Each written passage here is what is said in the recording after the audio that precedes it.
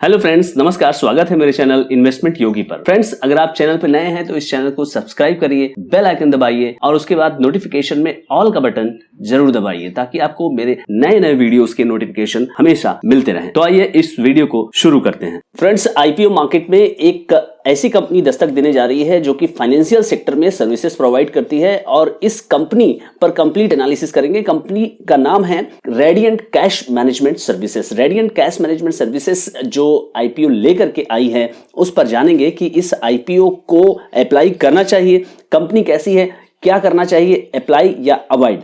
तो complete analysis के लिए इस वीडियो को अंत तक जरूर देखिए फ्रेंड्स।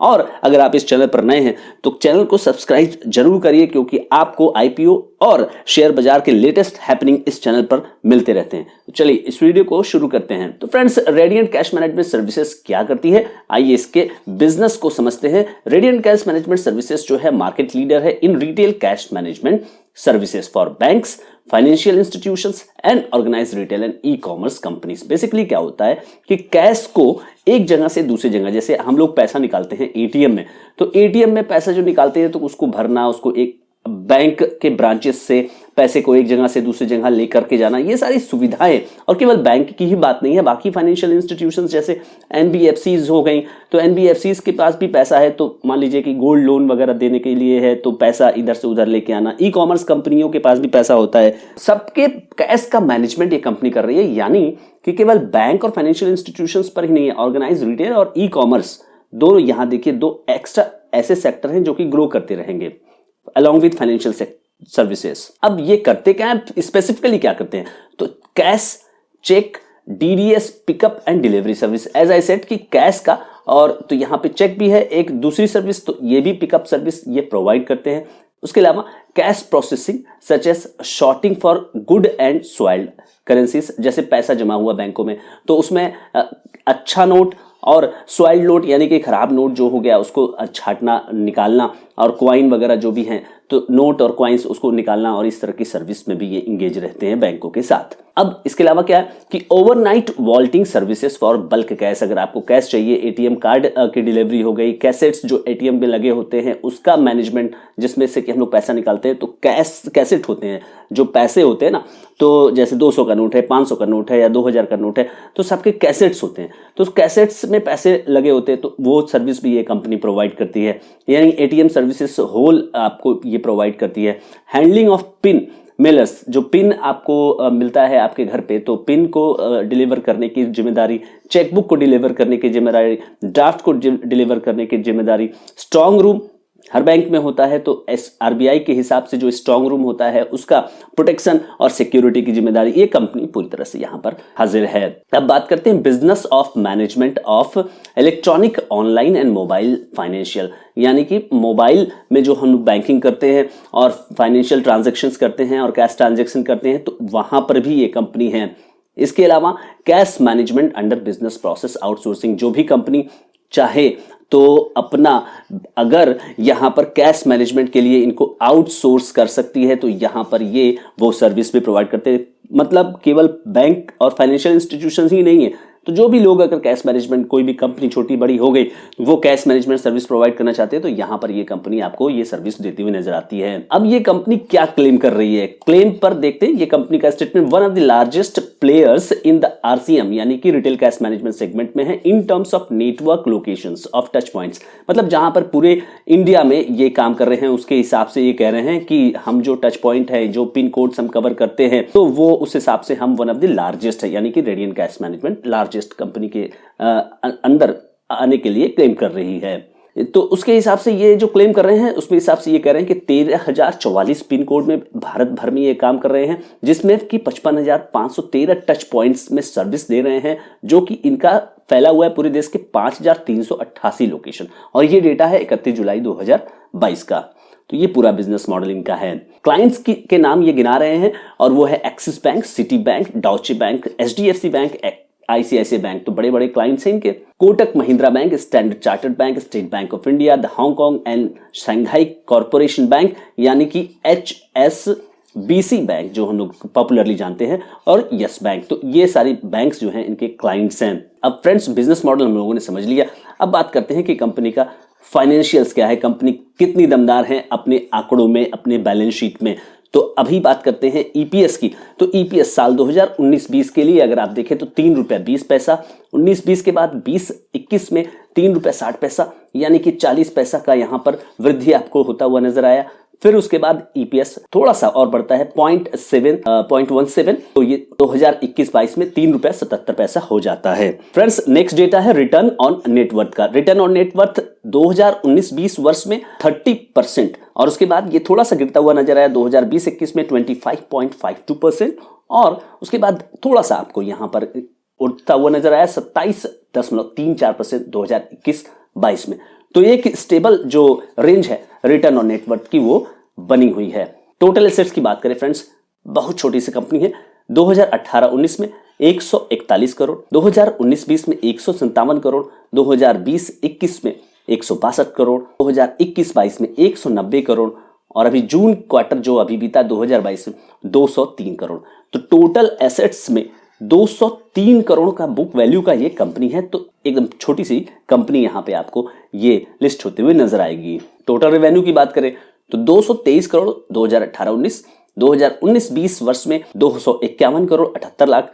फिर इनका सेल्स 2020-21 कोरोना के काल में 224 करोड़ घटता है। उसके बाद 2021-22 में रेडियन गैस का जो आपका सेल्स है वो 286 करोड़ हो जाता है, यानी कि कोरोना के पहले का जो सेल्स है उसको भी ये सरपास कर जाते हैं। और अभी जून के क्वार्टर में 2022 84 करोड़ 38 लाख। तो सेल्स जो है ओके आप कह सकते हैं कि मतलब सेल्स में यहाँ पे कोई दिक्कत नहीं है। सेल आराम से कंपनी थोड़े मार्जिन मतलब बढ़ते हुए क्रम में या कहे या स्टेबल रहे तो चल रहा है। अब बात करते हैं फ्रेंड्स नेट प्रॉफिट की। तो कंपनी का परफॉर्मेंस क्या है वो देखते हैं। नेट प्रॉफिट में कंपनी 2018-19 के वर्ष में 25 करोड़ रुपया कमा चुकी थी। 19-20 में कंपनी ने 36 करोड़ कमाए, यानी कि अच्छा खासा कंपनी को यहाँ पर 11 करोड़ का एक साल के अंदर प्लस मिला है।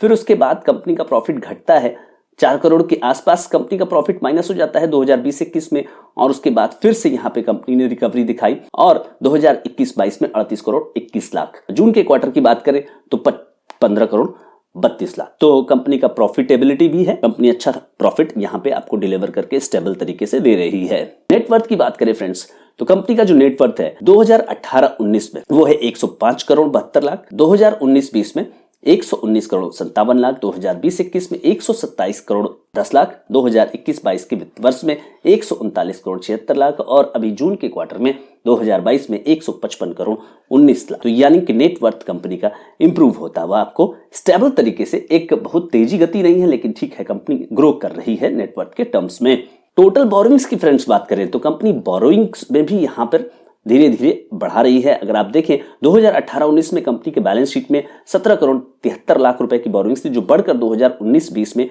21 करोड़ 13 लाख हो जाती है। लेकिन कंपनी ने कंसिडरेबली यहाँ पे 2020-21 के वित्त वर्ष में इसको घटाया, लेकिन फिर से कंपनी ने लोन लिया 2021-22 में इसको बढ़ाते हुए कंपनी ने 26 करोड़ 75 लाख कर दिया, लेकिन उसको थोड़ा सा यहाँ पे मार्जिनली 25 करोड़ 54 लाख जून 2022 के क्वार्टर में करते हुए नजर आ रही है कंपनी।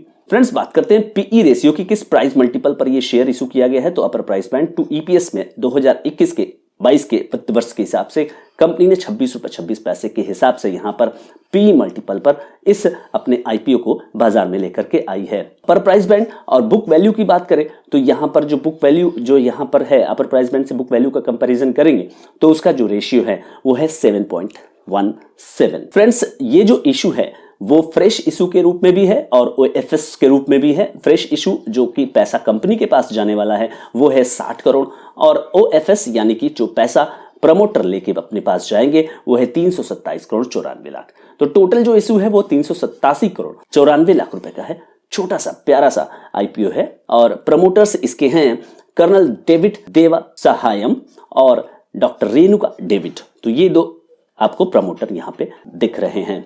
पैसे का इस्तेमाल क्या होगा? Funding of working capital requirement, जो भी इनके वर्किंग कैपिटल रिक्वायरमेंट है यानी कि जो डे टू डे ऑपरेशंस है उसके लिए ये पैसे रेस किए जा रहे हैं। जो पैसा 60 करोड़ रुपया है उसकी यहाँ पे बात हो रही है, बाकी की बात नहीं हो रही है। Funding of capital expenditure requirement for purchase of speciality fabricated armed van.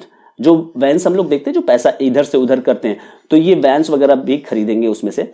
तो ये कोई बहुत बड़ा इन्वेस्टमेंट या फिर इस तरह से तो नहीं है कि कोई कैपेसिटी, यानी कि इनकी कैपेसिटी बढ़ेगी। General corporate purpose, general corporate purpose के लिए पैसे का इस्तेमाल करेंगे, क्योंकि मैक्सिमम पैसा तो ओएफएस में जा रहा है। तो भाई 60 करोड़ रुपए का कितना वैन खरीद लेंगे, देखने वाली यही बात होगी। आईपीओ फ्रेंड्स खुल रहा है 23 दिसंबर को और आईपीओ की क्लोजिंग डेट है 27 दिसंबर। ये 2 डेट आप याद रखें।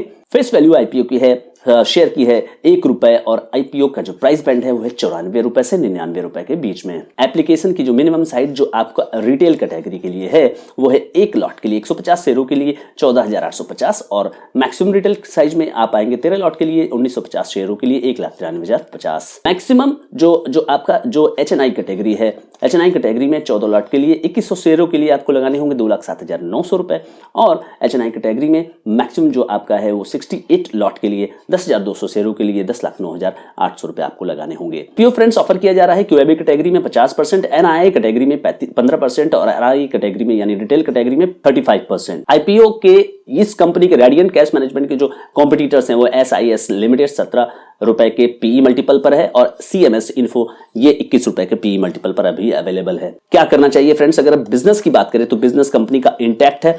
कंपनी फाइनेंशियल सर्विसेज में यहाँ पे बैंकों को यहाँ पे सर्विसेज दे रही है, तो बैंकिंग में कैश मैनेजमेंट की जो सर्विसेज है ये यहाँ पे ग्रो करती रहेंगी और ये इसके अलावा ई कॉमर्स को भी सर्विसेज दे रहे हैं और उसके अलावा जो है बीपीओ सर्विसेज भी है। जो भी कंपनी इनसे सर्विस लेना चाहती है, जो भी लेना चाहते हैं लोग सर्विसेज, तो ये ले सकते हैं, प्रोवाइडेड दैट कि कैश में ट्रांजैक्शंस होता रहे। अगर ऑनलाइन चीजें बढ़ती रही तो यहाँ पे बिजनेस पे थ्रेट हो सकता है, लेकिन ऑनलाइन भी यहाँ पे ये सर्विसेज प्रोवाइड कर रहे हैं, बाकी चीजें भी ये प्रोवाइड कर रहे हैं। तो यहाँ पर जो इनका बिजनेस मॉडल है इसमें कोई दिक्कत मेरे ख्याल से नियर फ्यूचर में नहीं आने वाली है। फंडामेंटल कंपनी का ठीक नजर आ रहा है। अब फ्रेंड्स बात करते हैं कंपनी के वैल्यूएशन की। तो कंपनी का जो वैल्यूएशन है अपने पीयर कंपैरिजन की बात करें वहां पे 26.26 का यहां पर जो है इन्होंने पीई दिया हुआ है, जो कि इनके नियर कॉम्पिटिटर्स से ज्यादा है, तो वैल्यूएशन वाइज ज्यादा है। सेल्स की बात करेंगे तो सेल्स भी ठीक ठाक नजर आ रहा है, तो एक छोटी कंपनी है उस हिसाब से इसका सेल्स है, एक स्टेबल सेल्स कंपनी करते हुए नजर आ रही है। तो स्टेबल सेल्स के साथ अगर पोटेंशियल की बात करें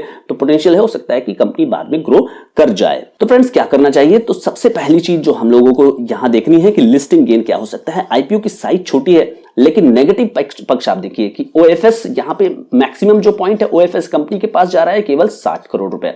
तो कंपनी के पास 60 करोड़ रुपए जा रहा है, उसमें से कंपनी को करना है काम। तो लिस्टिंग गेन तो 5 से लेके 15%, मेरे ख्याल से 5 से लेके 15% के आने की उम्मीद हो सकती है, प्रोवाइडेड दैट कि मार्केट यहां पे अच्छा हो। छोटा आईपीओ है तो आपको लिस्टिंग गेन मिल सकती है, लेकिन रिस्की है।